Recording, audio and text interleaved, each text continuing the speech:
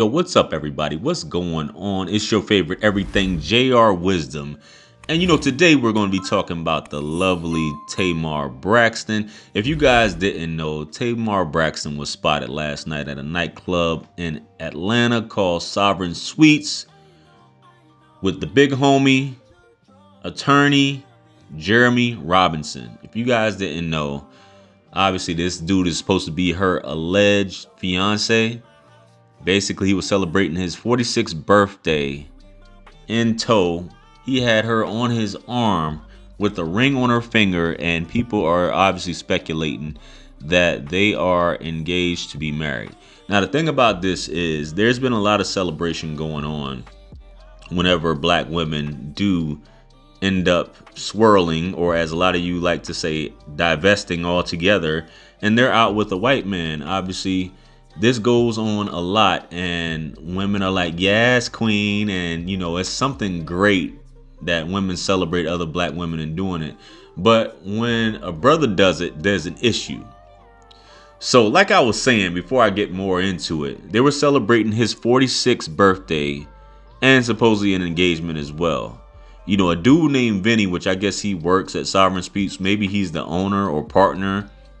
He actually posted on his story, "Congratulations, my love." You know what I mean? And the whole thing had, congratulations to JR as well, which you guys have probably seen.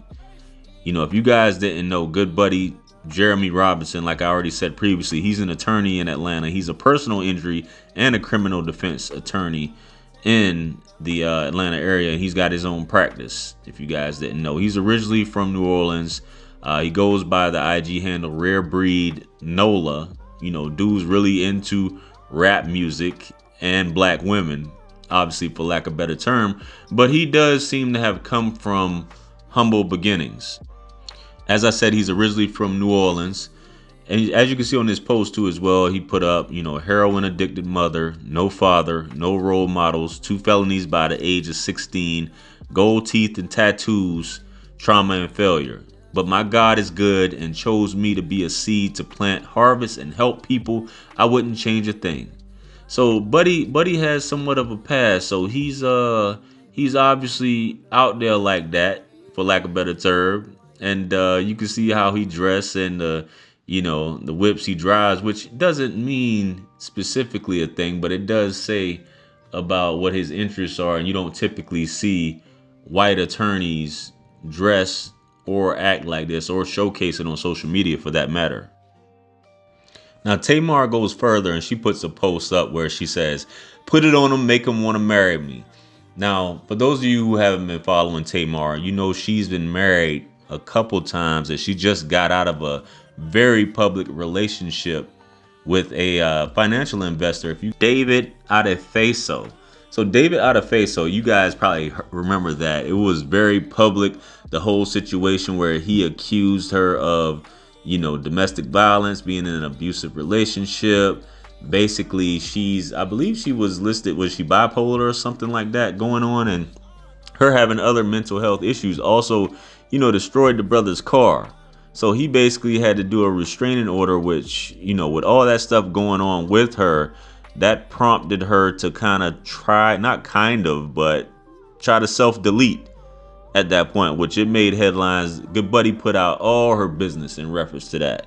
So, but women tend to basically say it's the man's fault in this case, regardless of the fact that he was abusive and all these things, which turned out to be unsubstantiated.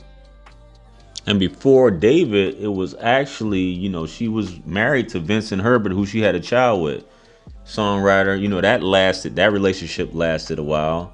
And before that, she was married to another songwriter named Darrell Alamby as well. So Tamar, she's had her fair share, but it always seems to be, the guys who are the issue.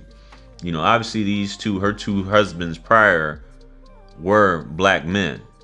But now that she's decided to swirl and switch it up, like I said, it's one of those things that women congratulate other black women about. But when a black man decides to date a woman of another race, it's him being funny style and a sellout, and all these other things. Now, this current guy, Jeremy, he's 40. He just turned 46. Tamar is 45. So they're along the same age, and the whole thing, and Lil Duval pointed it out, the fact that if it was a man doing this, it would be an issue. And you see his comment right here. But let us get a white woman. Y'all gonna snap. And no, my old lady ain't white. My man is wild. Then he followed up and he said, and before y'all claim y'all don't care, explain why y'all care so much when y'all saw Jamie Foxx on a date with a white woman. I can't remember her name. Kate? Was it Katie or something? I can't remember her name, but y'all know who I'm talking about. It's always an issue when bro pops up with a bunny. What's up with that, ladies? Let me know. So, ladies, I really feel like that this is something that needs to be answered. What is it about it when a man decides to venture off into the land of the snow bunny that makes you so upset and feel like he's choosing her over you, and he's being a bigot, and he's being color struck, and he wants to be with a white woman over this, that, and the third? But when you do it, it's perfectly fine. I think it's being disingenuous, ladies, especially the fact that you can't see the hypocrisy of how you celebrate the sisterhood, but the brotherhood gets clowned and things like that. It's beyond me. I think that you really should stop it. You should love who you want to love, be with who you want to be with, even in the case of Tamar. If this is who makes her happy, what's the problem? If a white guy makes you happy, ladies, what's the problem? And then you hear the part that really gets me is when you ladies will say things like, well, I changed my hair, or I'm wearing a weave because that's what guys like. Come on. It's like, come on, we know you wear the weaves, and I talk about this over and over. You wear your hair like that because two things: either you're lazy or you're wearing it to keep up with other women. Same thing with the BBLs. It's not because of men, it's to compete with other women. Women are competitive naturally and things like that. But this whole situation, I don't know.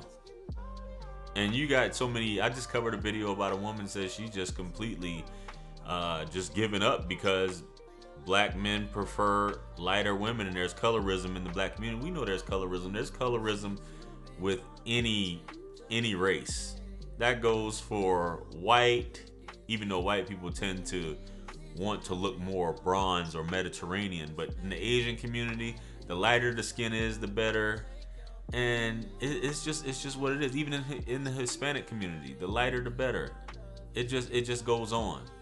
But let's just cut out the BS and let's stop being disingenuous when it comes to this and celebrating the sisterhood just because, okay, you like her for her music or or how she conducts herself, her personality, or because she's an influencer. It's corny to me. So anyway, that's my thoughts on it. Let me know what you think. Comment below, like, share, comment, and subscribe. Hit me up on Linktree to book a session with yours truly if you're looking for some advice. Also, follow me on Instagram if you haven't followed me yet. If you're looking to start your YouTube channel, build your YouTube channel, and just looking for some tips, book a session. I'm now doing advertising on my live stream, so if you're interested in promoting your product or brand, contact me below. Purchase all my books, merch, t-shirts, sweaters, hoodies. It helps to support the channel. I appreciate you guys in advance. And with that being said, listen, guys, much blessings and abundance to you all. I appreciate you guys for rocking with me. Peace be upon you all. Stick around for the next video. This is Wisdom. I'm going to see you guys later. I'm out. Peace. It's God's beat maker. And I don't know. I will put a light in the sky for the G's that done turn memory from go. Blessings be sent to the ghetto youth.